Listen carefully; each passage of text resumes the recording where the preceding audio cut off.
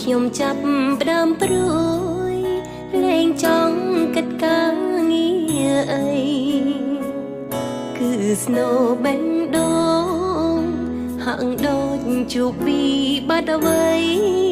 ខ្ញុំសួរថាតើកើតថៃតែបេះដូងគិតតែយំស្នេហាមួយនេះបេះដូងសង្ឃឹមទុកគេដូចជាថ្នាំផ្សះអាចផ្សះបេះដូងធ្លាប់ក្រំសប្បាយខ្លាំងណាស់បេះដូងត្រេកអរច្រៀងរំព្រោះគិតជួបគូដែលសមរស់នៅកំដរថ្ងៃមកបេះដូងបាត់គ្នាគ្នាវាហើយថ្ងៃនេះមិនដេចឡើយតែចាប់ប្រងឲ្យវាជួបទុកអូនស្រឡាញ់បងមានបំណងចង់រស់បានសុខតែបងបែរឲ្យចិត្តចុករងទុក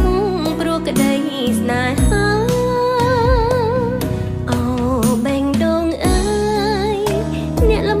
ឈប់យំសោកសៅស្ងៀមស្ងៀមហើយប្រឹងដេកទៅឈប់ស្រែងឲ្យខ្ញុំថ្លង់ណាព្រោះនៅពេលនេះខ្ញុំត្រូវរវល់កិច្ចការរឿងឈឺរឿងទុកខ្លោចផ្សើសូមអ្នកសាទុកនៅមួយដុំ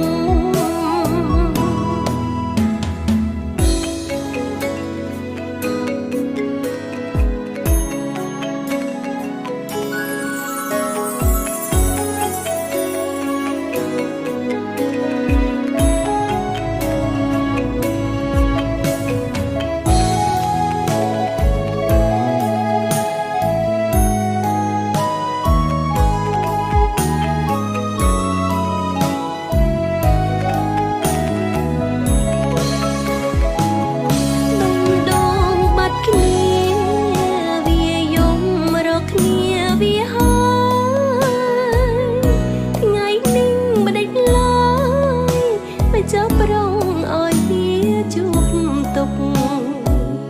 អូនស្រឡាញ់បងមានបំណងចង់រស់បានសុខតែបងបែរឲ្យចិត្តចុករងទុកព្រោះក្តីស្នេហាអូបេះដូងអើយអ្នកល្មមឈប់យំសោកសៅស្ងៀមស្ងៀមហើយប្រឹងដេកទៅ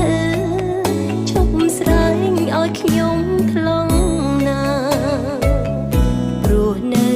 ពេលនេះខ្ញុំត្រូវ